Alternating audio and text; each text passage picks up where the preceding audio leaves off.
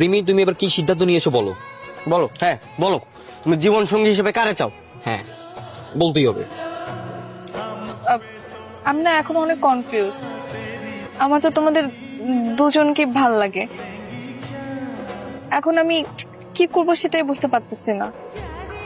আচ্ছা, ছেলেদের তো 4টা বিয়ে করার নিয়ম আছে, আমি 2টা বিয়ে করতে পারবো না? আমি তোমাদের দুজনকে বিয়ে করি। নাউজুবিল্লাহ। আস্তাগফিরুল্লাহ। না আসলে আমি তো খারাপ কিছু মিন করে বলি নাই, আমার তো দুজনকে ভাল লাগে, আমি কাকে ধরবো কাকে ছাড়বো আমি সেটাই বুঝতে পারতেছি না। না আসলে এইগুলা বললে তো হইব না, তোমার তো যে কোনো একজনের সিলেক্ট করতে হইব।